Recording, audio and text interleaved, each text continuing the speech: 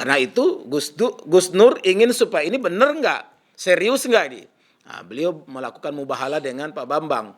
Tapi kenapa kok justru Gus Nur yang kemudian menjadi terpidana, terdakwah, Gus Nur yang kemudian menjadi masalah. Nah, ini sangat kita khawatirkan bahwa boleh jadi satu saat mungkin jangan-jangan sholat pun akan jadi masalah gitu. Sholat pun akan jadi kriminal. Zakat mungkin enggak, karena zakat kan bawa duit gitu. Haji mungkin tidak, karena menghasilkan duit yang panjang sekali. Karena satu daerah itu ada yang sampai sudah 97 tahun, Ustaz. Bisa dibayangkan. Daftar sekarang 97 tahun baru berangkat itu. Gimana itu? Nah, itu. Jangan-jangan anak SMA itu sudah mendaftar, kenapa? Calon istri aja belum ada gitu. Sudah mendaftarkan anaknya yang belum ada. Jadi ini sangat serius. Kalau ini dibiarkan, tidak ada tindakan dari kita khawatir apa yang terjadi di umatnya Nabi Daud, umatnya Nabi Isa ini benar-benar akan terjadi. Karena Allah menyebutkan la yatanahawna am munkarin fa'alu. Mereka tidak saling mencegah.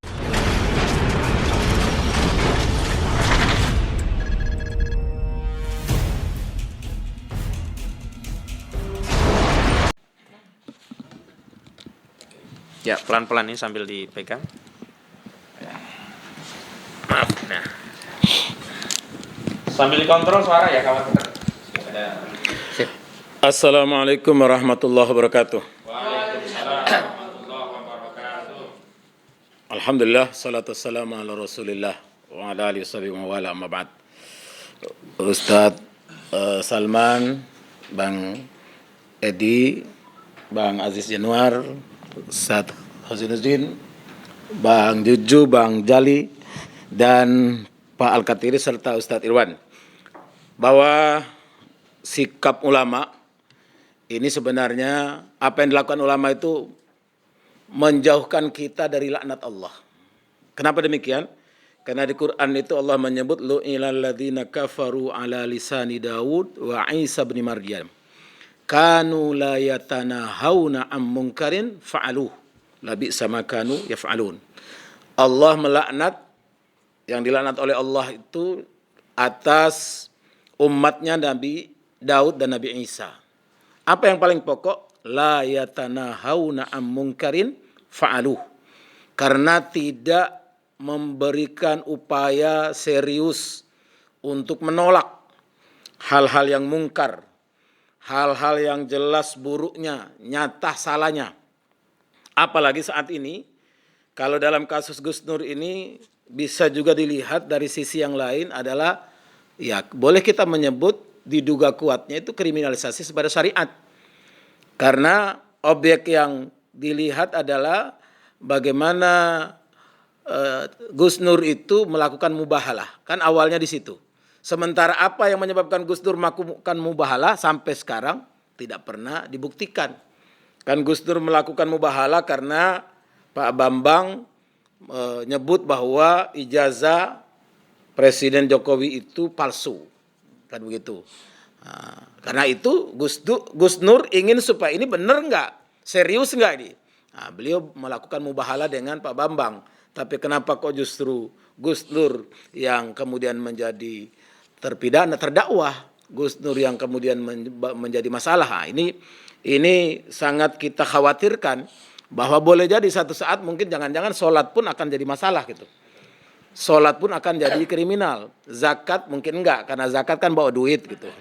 Haji mungkin tidak, karena menghasilkan duit yang panjang sekali.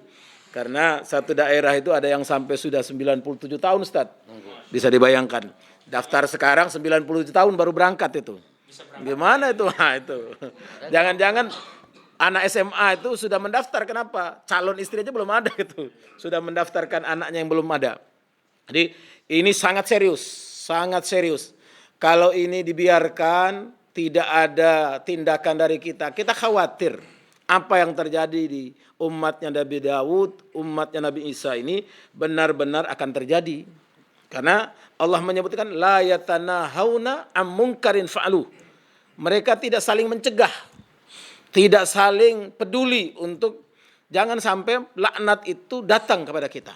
Nah, ini karena korbannya sudah orang yang telah berusaha sungguh-sungguh menyelamatkan sesuatu yang boleh jadi akan mengundang azab, akan mengundang laknat dari Allah. Jadi ini sangat serius sekali. Para ulama harus tidak boleh jadi setan bisu. Para ulama harus melakukan sesuatu, paling tidak memberikan support, dukungan supaya para hakim memutuskan apa yang sebenar-benarnya. Dan kita juga berharap supaya kejujuran, keadilan itu tegak, bahwa ya harus dibuktikan betul. Karena nggak susah-susah. Makanya salah satu tokoh menyampaikan, mudah saja. Presiden tinggal datang, bawa ijazahnya, ini asli, silakan dibuktikan, selesai urusan. Tapi kalau ini dibiarkan, ini akan jadi sejarah buruk di masa datang. Jangan sampai kita sudah sekian kali punya presiden, tidak pernah penjara hanya karena persoalan yang sepele, persoalan yang sangat memalukan lah kalau diangkat. Jadi kita sangat berharap peran para ulama ini bukan sekedar diam dan doa saja, tapi harus terjun, karena sangat kita khawatirkan. Boleh jadi ini satu syariat, mungkin nanti syariat yang lain lagi.